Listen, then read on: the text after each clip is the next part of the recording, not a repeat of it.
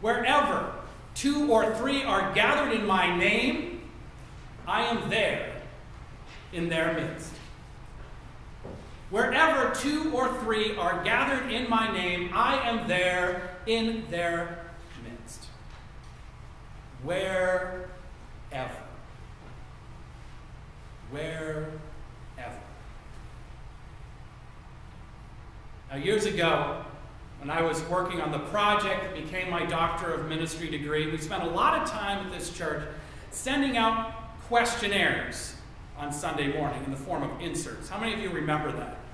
It was a while ago, so it's okay if you don't. And those questionnaires did the usual sorts of things that the questionnaires do. They asked people what they liked and disliked about worship at Eliot. And while I don't remember many of the specific responses, there is one that stuck with me the whole time. Partly because it was brief, but mostly because I feel like it got to the essence of the issue. I really like worship, it said.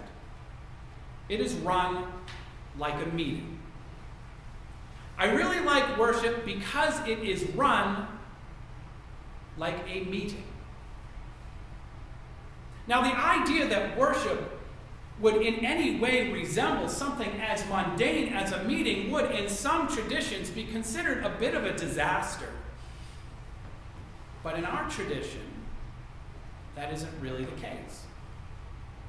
Many of us spend a lot of time in meetings, in fact, in our regular non-church lives.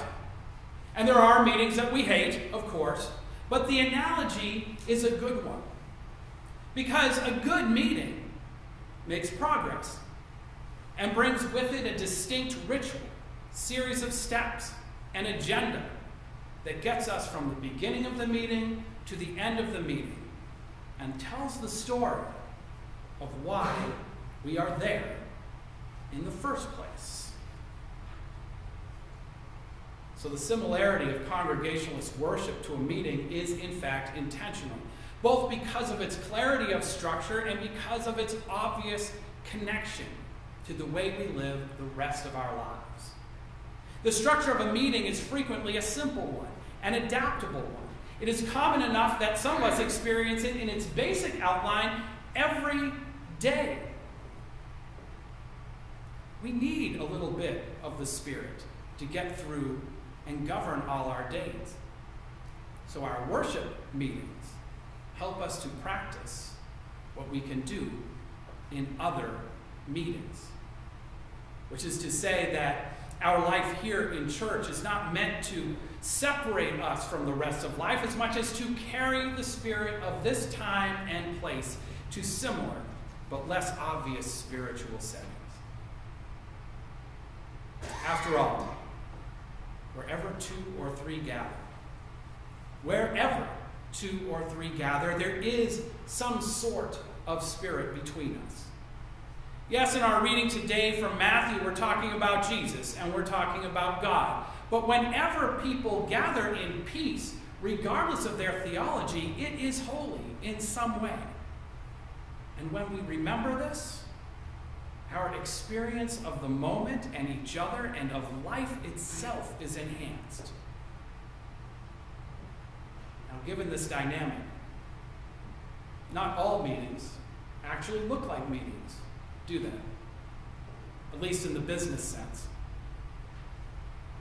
Think of a child's birthday party.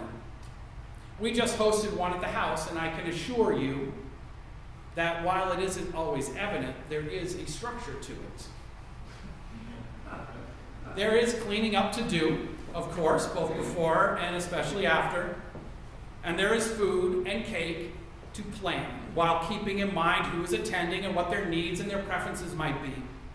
And usually there's some kind of game or other structured activity, and sometimes even presents. And when we put on a party, it is a lot of work. But we do it. We all do it. Because we are marking a significant event and expressing our love through invitation and hospitality. Expressing our love through invitation and hospitality. Now, this is true for grown-up parties as well, and for gatherings of all kinds. But this style of worship, this meeting house style, can still seem a little strange, can't it?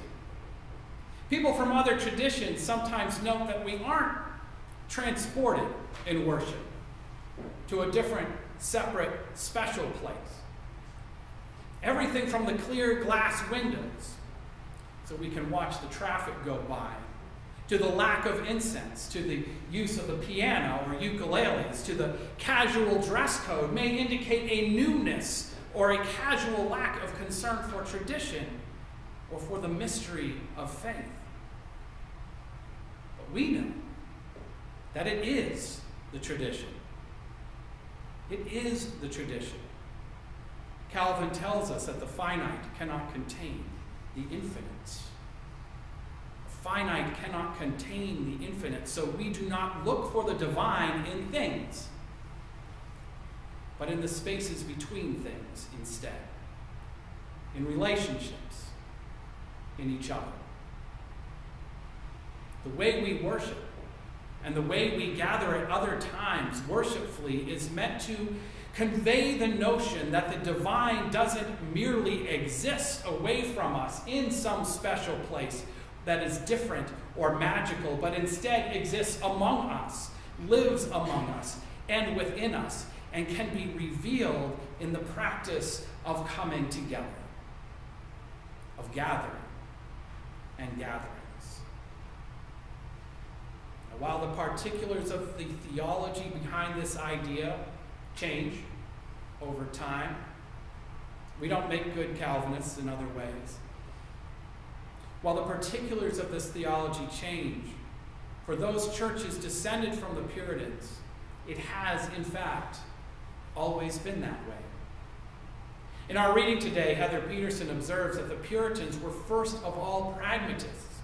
Their foremost question, she says, was not how can this theological belief be symbolized, but what is the most convenient way in which to conduct the ceremony?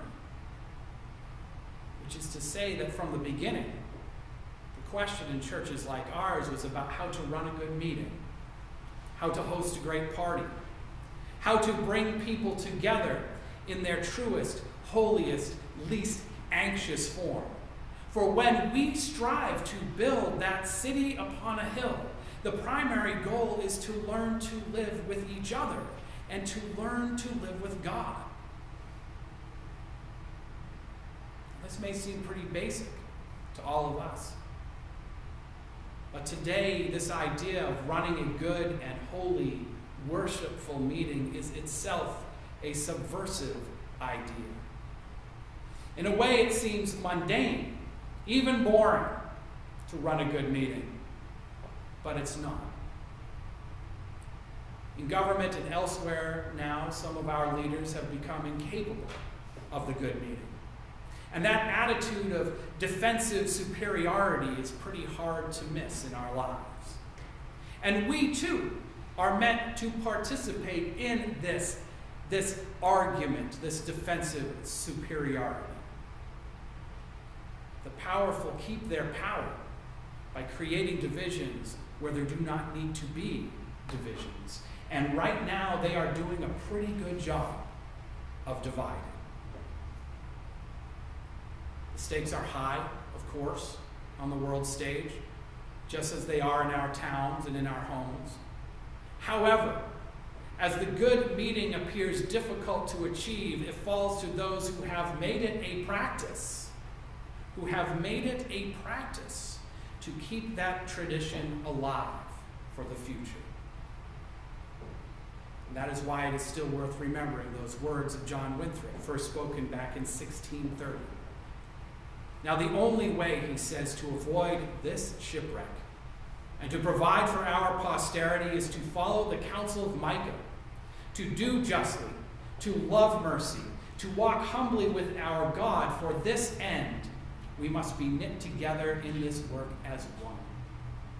We must be willing to abridge ourselves of our superfluities, he says, for the supply of others' necessities. We must uphold a familiar commerce together in all meekness, gentleness, patience, and liberality. We must delight in each other. So shall we keep the unity of the Spirit in the bond of peace.